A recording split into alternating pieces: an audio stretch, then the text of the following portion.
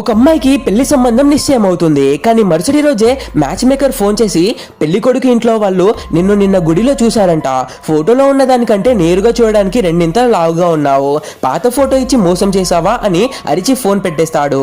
ఆ మాటలతో తల్లి కోపంతో అక్కడికి నుంచి వెళ్ళిపోతుంది. మరుసటి రోజు ఆ అమ్మాయి పూరి వడ్డించమని అడిగితే తల్లి తీవ్రంగా తిడుతుంది. తిని తిని ఇంతలా తయారయ్యావు, చాలదా? నువ్వు ఇలాగే ఉంటే నీ పెళ్లికి 50-100 తులాల బంగారం ఇవ్వాల్సి వస్తుంది, నోటిని అదుపులో పెట్టుకోలేవా అని నిందిస్తుంది. ఆ అమ్మాయి ఏమీ తినకుండా కన్నీళ్లతో అక్కడి నుంచి వెళ్ళిపోతుంది. ఆ తర్వాత ఒక ఉద్యోగ ఇంటర్వ్యూకి వెళ్తే అక్కడ హెచ్ఆర్ ఆఫీసర్ నవ్వుతూ, నువ్వు మెట్లు త్వరగా ఎక్కగలవా? మా ఆఫీస్ లిఫ్ట్ చాలా స్లోగా పనిచేస్తుంది, నువ్వు మెట్లు ఎక్కలేక ఆఫీస్ కి ఆలస్యంగా వస్తావేమోనని అడుగుతున్నాను అని ఎగతాళి చేస్తాడు. దాంతో ఆ అమ్మాయి ఇలాంటి ఉద్యోగం నాకు వద్దే వద్దు అని చెప్పి వచ్చేస్తుంది.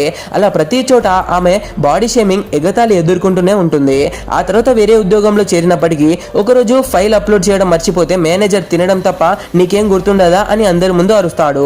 ఆఫీస్ స్నేహితుడు ఓదార్చడానికి వస్తే ఆమె సవాల్ విసురుతుంది, త్వరలోనే నేను బరువు తగ్గి చూపిస్తాను అని. ఆ రోజు నుండి ఆమె కఠినంగా వాకింగ్, ఎక్సర్సైజులు చేయడం ప్రారంభిస్తుంది. తల్లి భోజనానికి పిలిచినా నేను డైటింగ్ లో ఉన్నాను అని చెప్తుంది. కానీ వాళ్ళ తమ్ముడితో తల్లి ఎగతాళిగా, నువ్వు చూస్తూ ఉండు, రాత్రి ఏమీ తినలేక దొంగతనంగా తింటుంది అని నవ్వుకుంటుంది. అనుకున్నట్లే రాత్రి ఆకలి ఆగలేక ఆ అమ్మాయి తింటుంటే తల్లి తమ్ముడు దొరికిన అవకాశంతో ఎగతాళి చేస్తారు. ఆ మాటలు భరించలేక ఆ అమ్మాయి బాత్రూంలోకి వెళ్లి గుండె పగిలేలా ఏడుస్తుంది.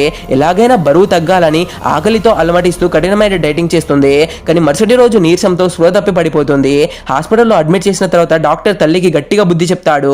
ఆ అమ్మాయి మానసికంగా తీవ్రంగా కుంగిపోతుంది. లావుగా ఉంటే లావుగా ఉన్నారని అంటారా, సన్నగా ఉంటే సన్నగా ఉంటారని అంటారు.